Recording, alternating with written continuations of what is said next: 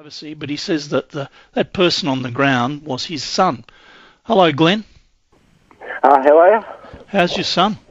Well, we don't know yet. He's in ICU and in a coma, and they put him in a coma last night so they could do a CT scan on his head because he was stomped on or kicked by the police.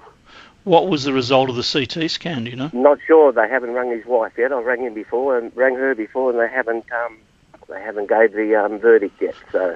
So he's he was suffering mental illness. He'd been in the hospital for a day and a half, waiting to go in the psych ward, which he suffered from bipolar, and they couldn't get him to bed. And what happened? I think he rang his apprentice. He's a roof plumber, and for his apprentice to come and so he ran out the front door to hop in the apprentice's car, and the hospital rang the police to apprehend him. And apparently there was two bystanders watched everything and saw everything that happened. They rammed him with the car on purpose, which they're going to testify about. They rammed your son? Yes, and he flew about 3 metres in the air on the nature strip.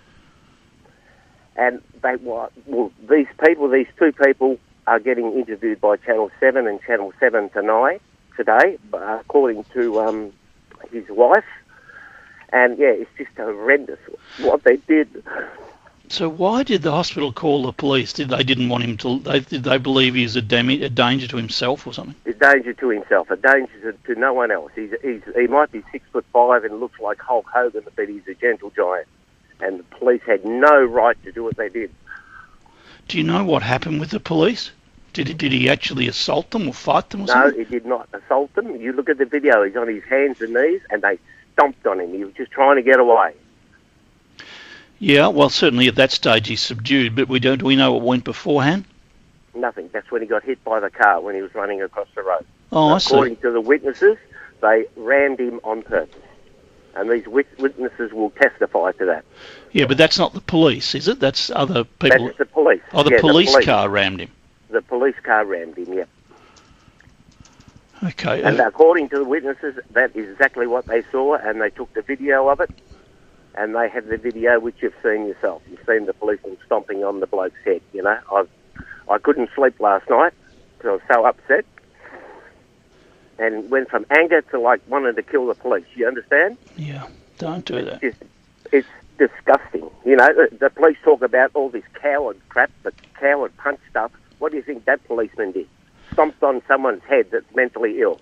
But move your anger away and worry about your son. Let other people be angry for you, all right? Exactly, just do that I am angry, yeah. Yeah, I can understand you're angry, but I'm saying put that aside, look after your son, worry about other people can handle the anger, and the police will investigate it fully. And the only reason I rang you, I thought, well, you're good at rattling chains. I've been listening to you through AW for 30 years, and I thought, well, something's got to be done. You know, I don't want this brushed aside. This bloke needs to be accountable. He needs to lose his job. Policemen like that should not be in the job. My brother was a policeman for 40 years, and he never ever hurt anybody, and no one should hurt people like that. More than lose his job, if it is as it seems, he should be charged. Oh, he should be charged. His wife's already started legal action against the police force. Has she? She has. It's in motion. Have police spoken to his wife or to you? No. Okay. And I know my oldest son was going to ring Epping police today and give them an ultimatum. And he said he was going to go through it, but I couldn't help myself this morning. I was just so upset. I had to, because no one knew what happened.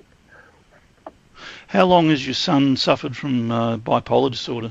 About 12 years. He didn't have an episode for about 9 years, and just in the last 3 or 4 months, he's now and again he gets a bit manic and needs medication and attention. But not violent, not nothing.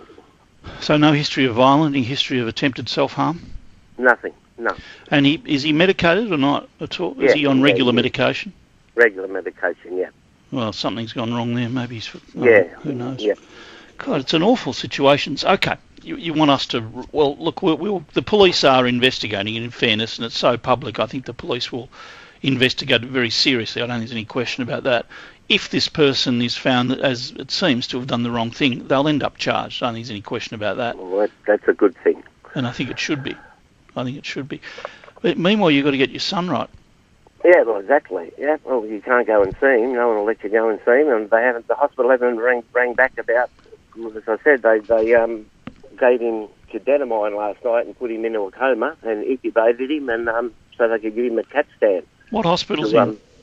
Northern Hospital. Is that where he escaped from or left? Yeah, and it was just out the front of the hospital where it happened. Yeah. And how long had he been there? How long had he been in the hospital? A day and a half in emergency. They didn't have any beds for him. Oh dear, dear, dear, dear. So he probably got frustrated, and because bipolar people are, manic and get quick, he just ran out of the hospital. Yeah.